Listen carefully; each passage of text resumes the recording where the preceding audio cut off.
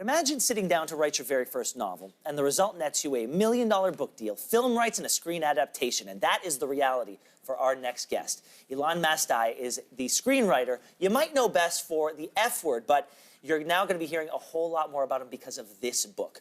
All Our Wrong Todays pulls readers through its pages and across the space-time continuum where flying cars exist, robot maids are a thing, teleporters are real, until one guy screws the whole thing up, all in the name of love. The author joins us in studio this morning. Thank you for being here.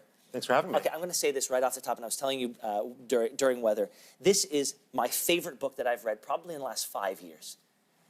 You had very low expectations for this book when you wrote it. As a matter of fact, you had zero expectations. Yeah, I mean, I didn't have a book deal or a book agent or anything. Nobody was asking me to write a book. I just had this story that I had been thinking about for a long time, and I wanted to tell.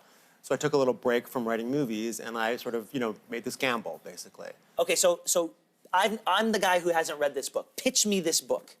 Explain it to our viewers, because it requires a little description. Sure. I mean, the book opens in 2016, in the present day, but it's the 2016 that people in the 1950s thought we were going to have, this technological utopia, flying cars and robot maids and teleportation, all the stuff you talked about. Which doesn't mean that, everybody's problems are solved. I mean, people still have personal issues, and unfortunately, there's a little accident with a stolen time machine, and my protagonist, Tom, finds himself stranded in our 2016, what we think of as the real world, but which to him seems like this terrifying dystopia where everything has gone wrong.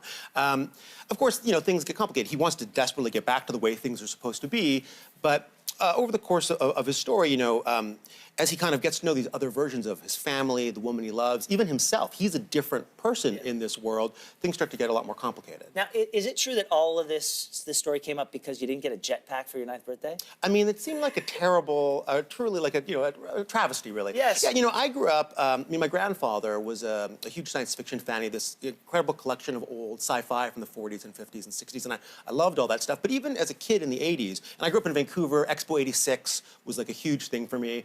But I realized that the future that these artists and writers, the people of my grandfather's generation imagined wasn't happening.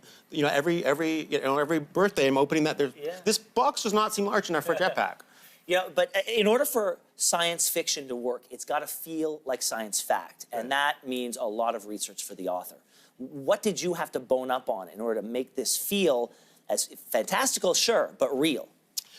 Just basic stuff like orbital mechanics, quantum physics, the nature of time. Sure. I mean, I feel like my job as a writer is to do as much research as possible to make it feel as real as possible, but not to make the reader have to wade through all that. It's to be judicious about it. What's going to push the story forward? I want a story that's going to be fun, that's thrilling, that's funny, that's moving, but there is a lot of real science in it to kind of ground everything, make it hopefully feel as sort of textured as possible. Oh, and what I loved about it is you've got all that, but to me, the reality is grounded in these characters, specifically your protagonist, Tom. I mean, I would love to hand this book to a psychiatrist because I bet based on reading it, they would think this is a real person and I can diagnose him with a few things. Yeah, one of the first people I showed the book to was a friend of mine who's a therapist, just because I wanted her to let me know, like, do I have the psychology right?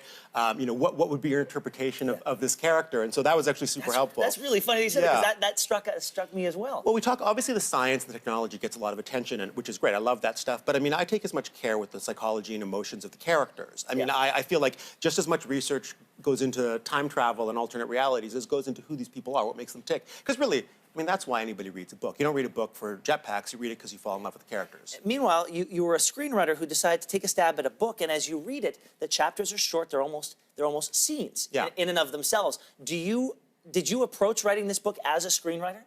Well, it's funny because when you say that, it makes complete sense, but I didn't actually think about that when I was writing it.